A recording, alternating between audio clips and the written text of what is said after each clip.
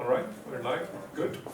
So, welcome to this lecture on the variational quantum eigensolver. I wanted to just check first, what did you think of handing one? Was it too easy? Yes, it's really easy. Yes. Yes. It was nice with some repetition, I think. All right. Yeah, I think most did very well on handing one. That's good. So today it's the variational quantum eigensolver. Let's see, maybe we can turn this light on. It might be, but there's a button on this side. Okay.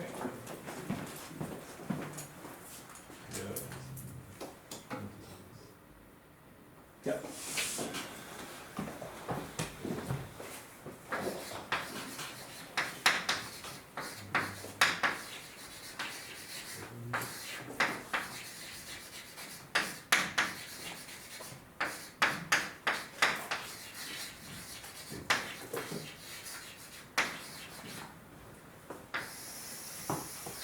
So last week, Julia told you about the QAOA, the Quantum Approximate Optimization Algorithm, correct? Mm-hmm. So the variational quantum eigensolver, or I'll say WACQT,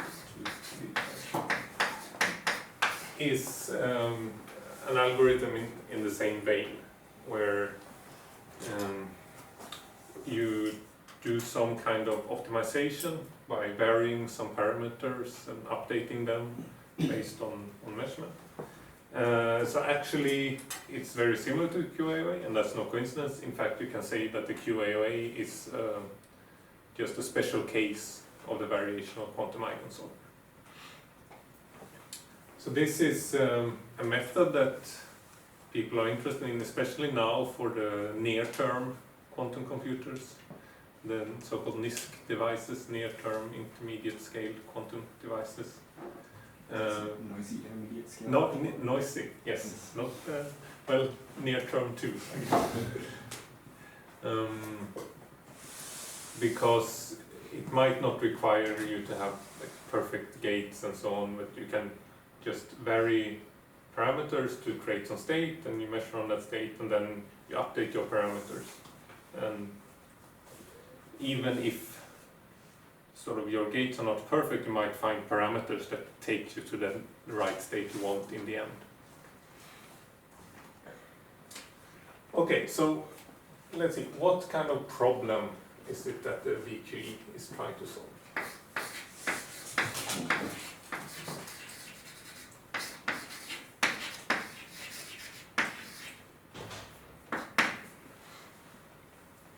You can basically say it's about finding the smallest eigenvalue of a Hamiltonian.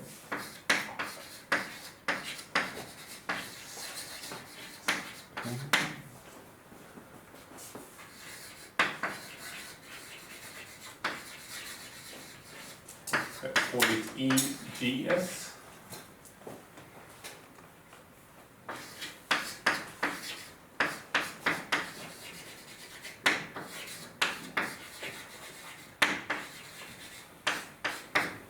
So it's the eigenvalue problem, Hamiltonian acting on the ground state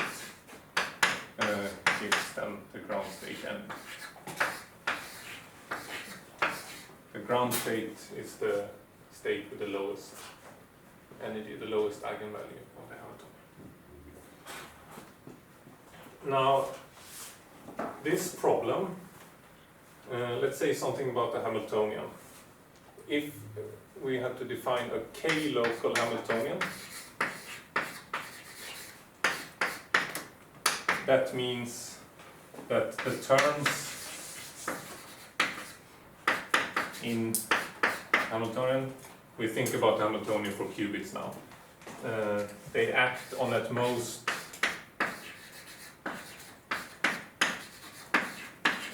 k qubits at once.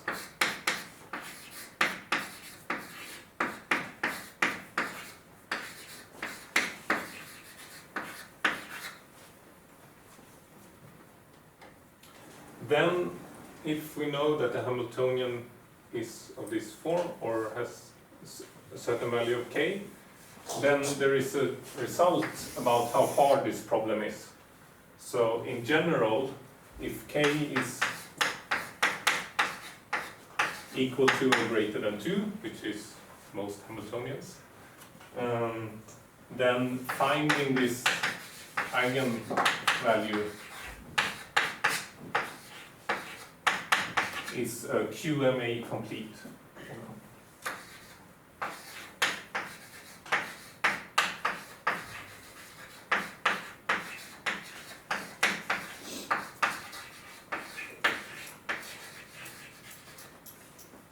Does anyone remember what QMA complete means? Quantum autocomplete, yes. That does not tell me what it means. Quantum analog to NP complete? Sort of, yeah. In quantum early alpha problems, you can verify the solution in polynomial time if you have a quantum computer. And then, yes, if it's complete, it means it's in QMA. And if you solve this problem, you can solve any other problem in QMA.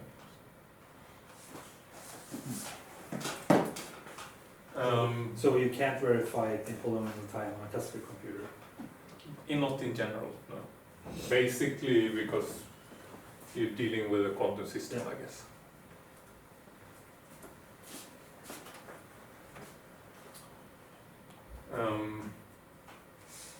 Now, it's believed that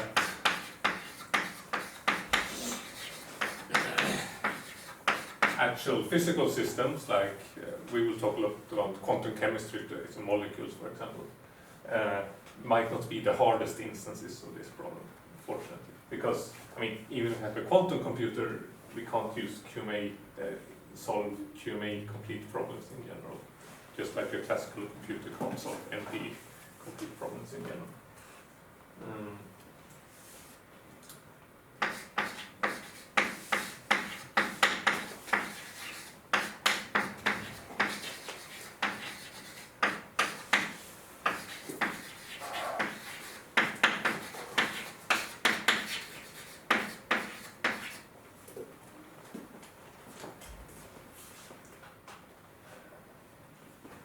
Okay, so this is the general problem.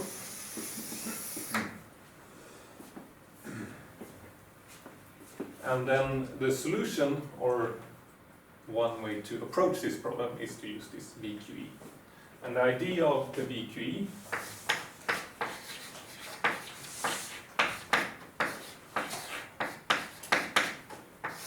is the following procedure. Well, you have sort of a step 0 here. First, you have some problem that you want to solve. It could be some optimization problem, some problem in quantum chemistry, for example. Those are the ones that we'll discuss most. First, you have to map this problem that you have to this form.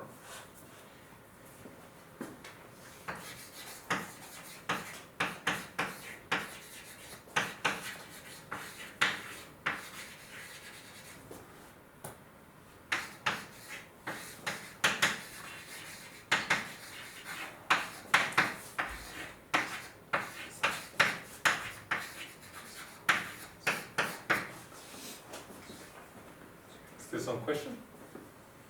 Yeah, so it says it is expected that physical Hamiltonians aren't hard instances, but you also say if k is more than or equal to 2, then finding the energy is a QMA complete problem. So then doesn't that mean that physical Hamiltonians wouldn't have k equals 2?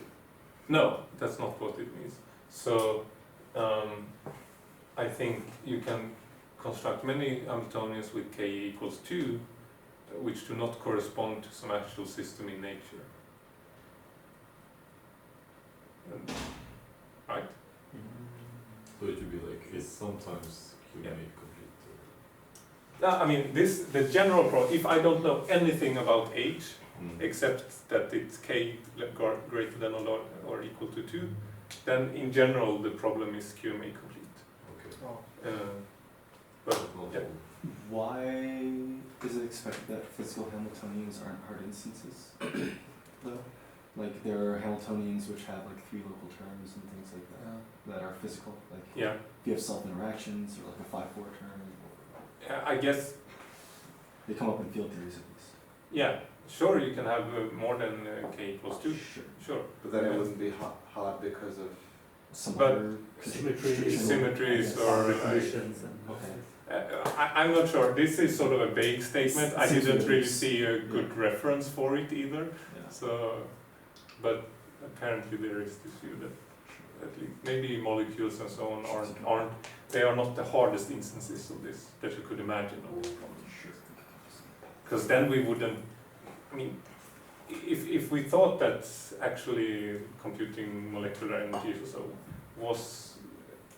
would be QMA complete, then even if we had a quantum computer, we wouldn't really have a hope to use it. Maybe one could make the argument that like a molecule always relaxes to the ground state. So the energy landscape is like kind of smooth and nice, and you don't get trapped like on some local side minimas. Is that true?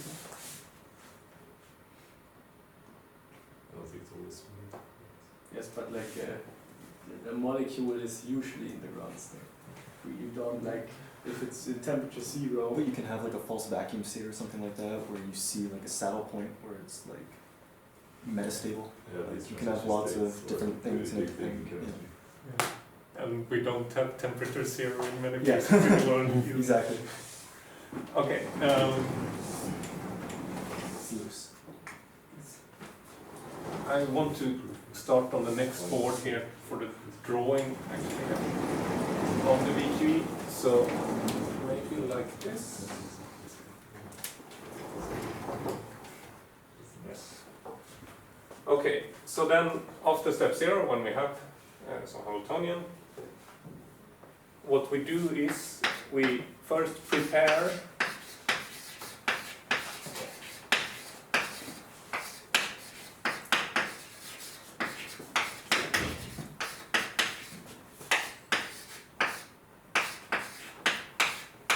some trial state. And this is parameterized by some parameters that called phi. Then we measure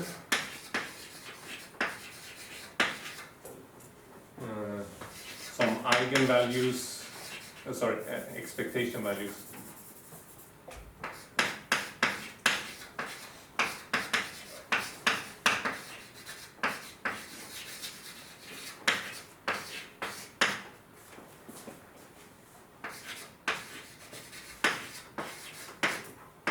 Of some cubic operators.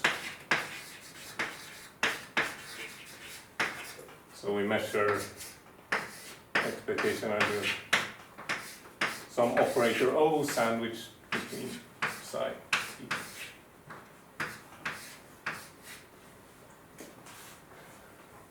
And this part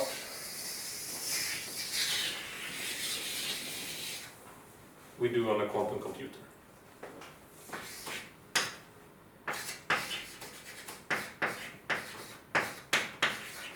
We actually have to create a quantum state on our computer and then we have to measure some observable.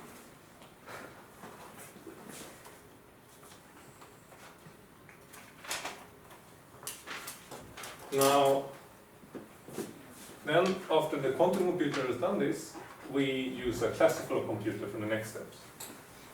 So next, we calculate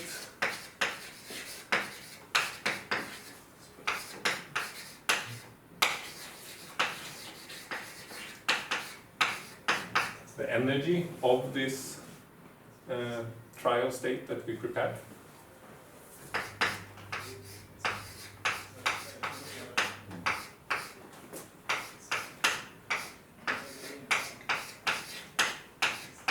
So that's just the expectation value of the Hamiltonian. Now, how can we do this using this information? Well, if we are a little more specific about the form of this Hamiltonian, we can write it as a sum over alpha, where this h of alpha is some coefficient. This p of alpha is called a Pauli string.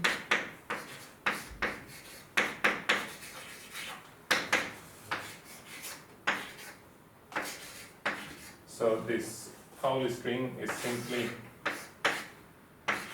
tensor product. So we have n qubits in the system, and then Pauli operator, some Pauli operator for each qubit.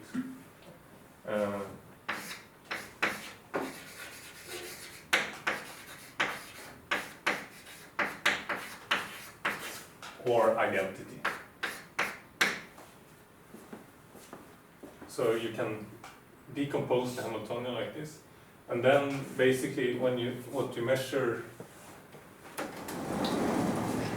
these operators is you measure these expectation values for these Pauli strings, and then you can calculate the energy from summing up the results of those measures. Are they all sigma x? That's an alpha. It's not an x.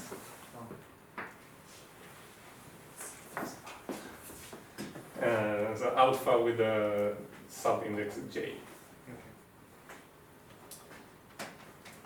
Okay, so we calculate the energy for this trial state, and then we update the parameters.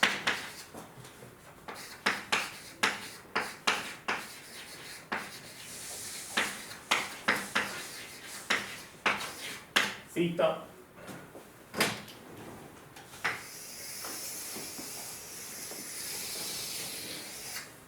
This is done on a classical computer.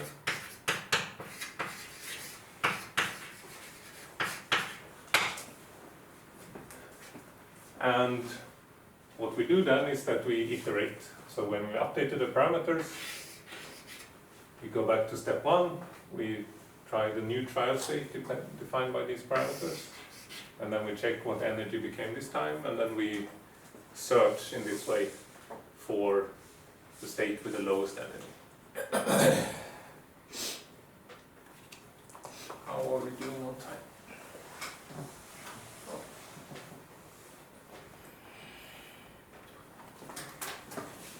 So we iterate until some convergence criteria are fulfilled.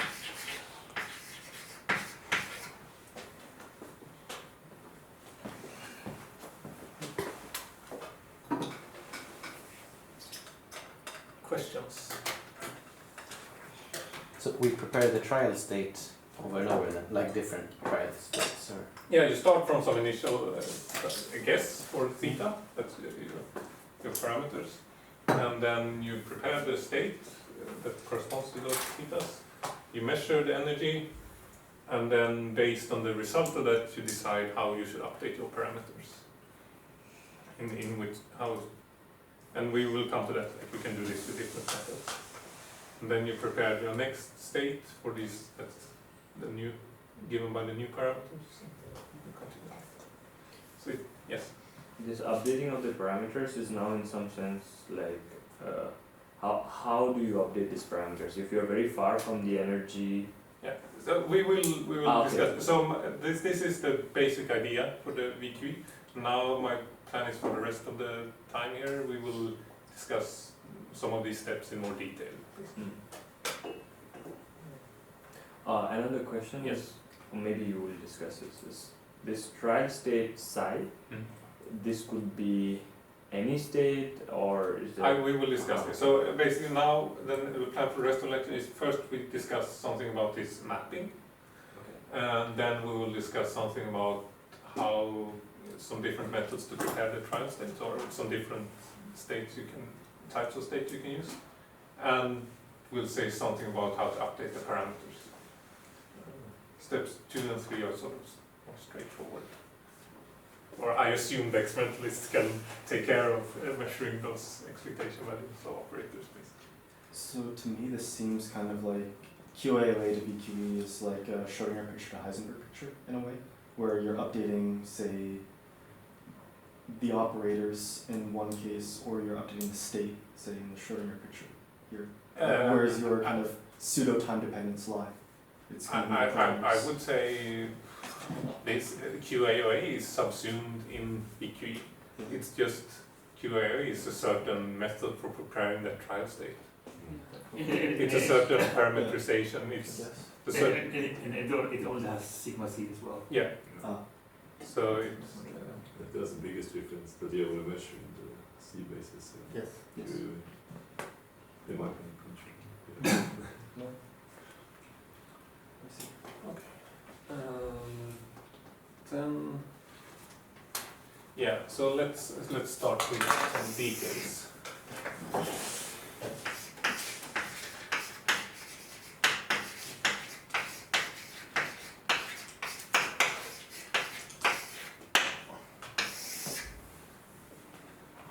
So mapping whatever probabilities you have to some Hamiltonian. And that depends on what kind of problem you're solving. So you've discussed sort of in the QAOA lecture, I believe, and also if you look in chapter 6 in the lecture notes, there is a lot about how you map different optimization problems to a cost Hamiltonian that you want to find the lowest energy state for. So that's sort of one case where H, your Hamiltonian, represents a cost function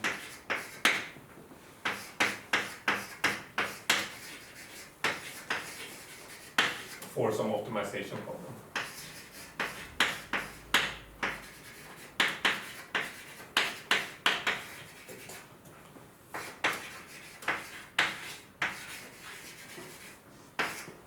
So you can see chapter 6 in the lecture notes.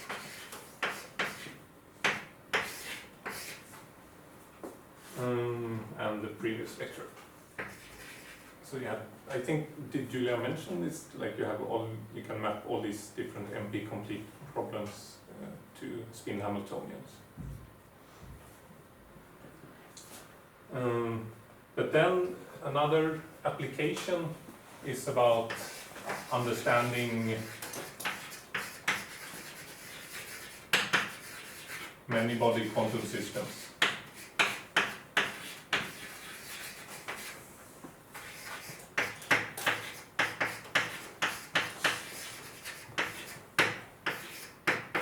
And what we'll discuss most is quantum chemistry, understanding the states or energies of molecules.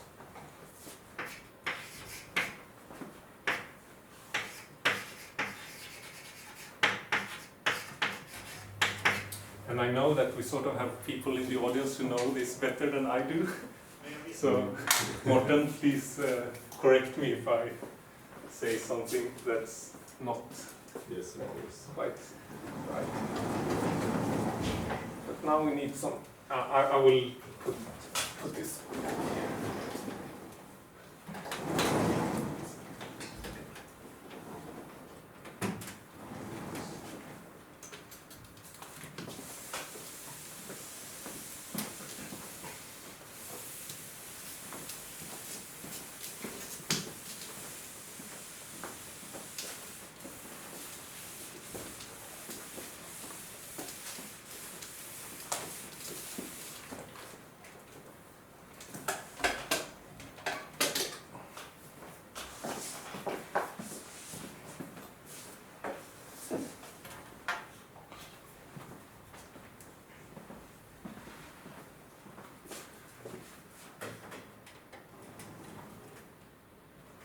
So,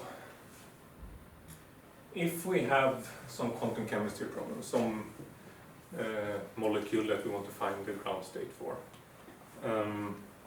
this is an electronic structure problem.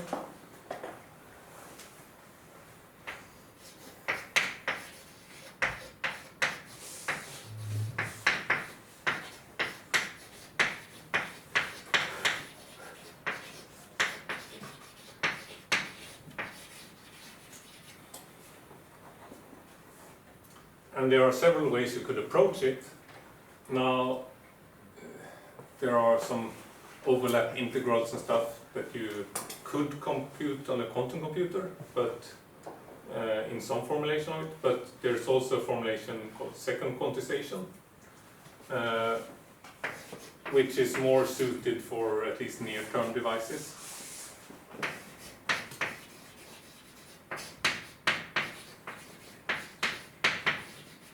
Where you have a quantum formulation of your problem, but some of these overlap integrals you can compute efficiently classically.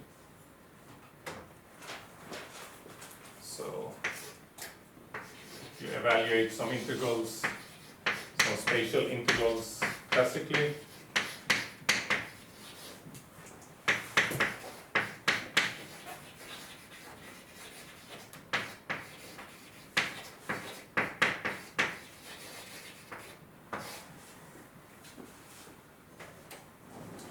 And then you have some exact Hamiltonian, and you find some the wave function in the electronic Hilbert space.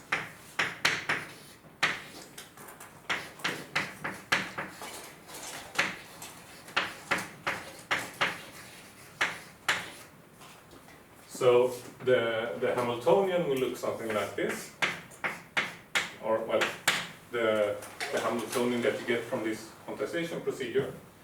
You have something like this, summary ij, tij, and dagger ij.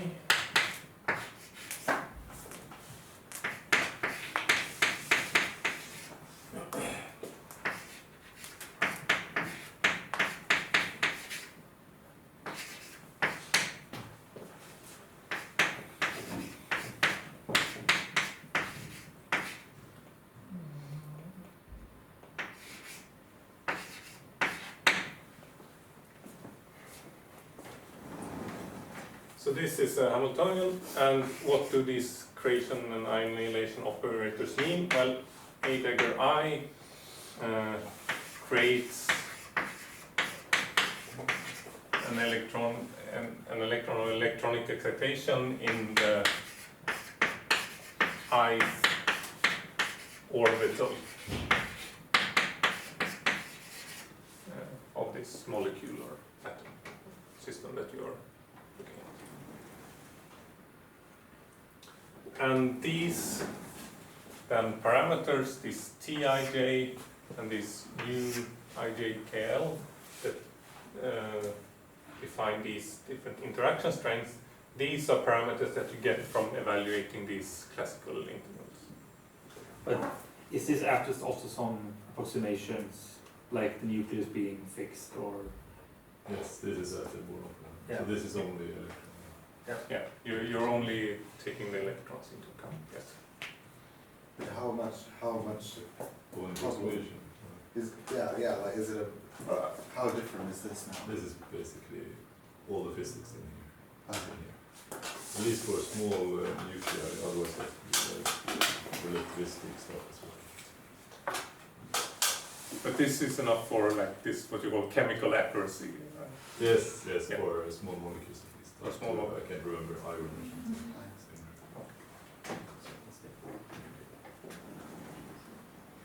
Now, this is not the final Hamiltonian that you can use yet, because these these creation and annihilation operators, these are fermionic operators, and that's not what they have for the qubit.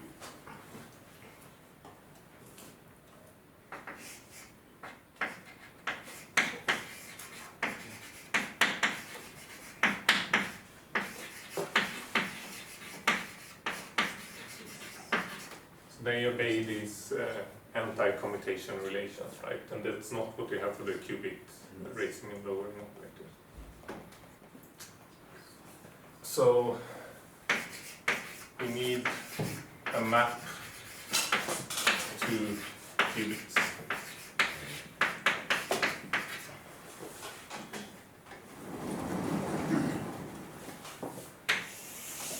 And one such mapping, which I would guess you at least heard mentioned in some quantum mechanics course before, is the Jordan-Wigner transformation.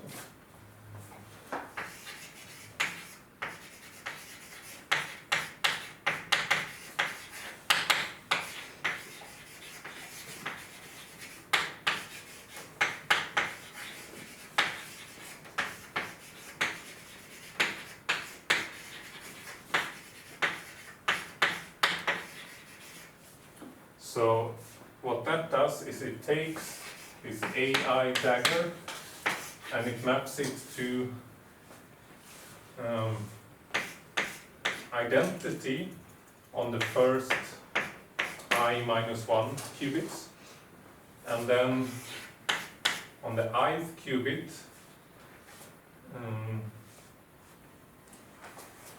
you have a let's see, is it sigma minus or sigma plus?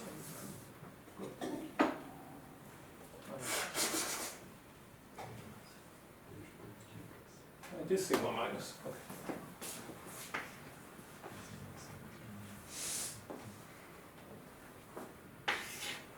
And then the rest of the qubits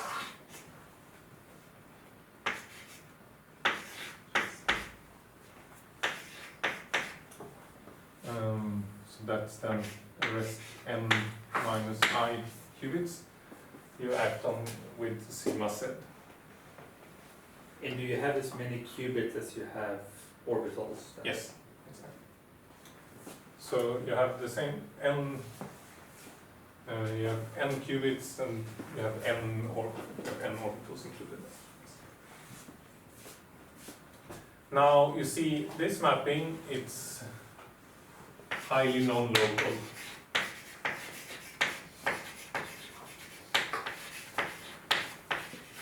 Or if we talk about this k local we define, so it's a large k in that case. And that means quite complicated interactions. It means you need to measure expectation values that are quite complicated, because these Pauli strings that you need to measure, they become quite long. So this is not the best mapping for this kind of problem.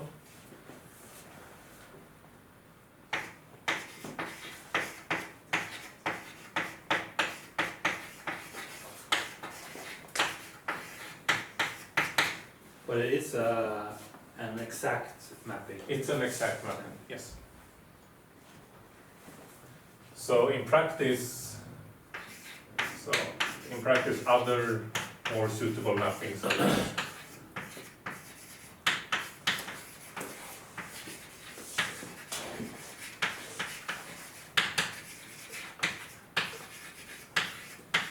and I don't know the details for those. I think it's still sort of an active field of research to really find the best mapping. Sort of you have some trade-off between how non-local it should be, and so you need to find a good mapping that is not too complicated and does not give you too large a k. Maybe you know more about these. Yes, I think parity mapping is what IBM uses right now. Because you get this nice, you can have 2 less qubits, so it's a constant decrease. Okay. Is there some like limit on this k on the non-locality? Yeah, so that's then you want a parity, but then there's this combination of parity and yeah, straight up occupation. It's called WACQT as well. Yes. That's a tree structure basically. Yeah, so that's one. So that'll be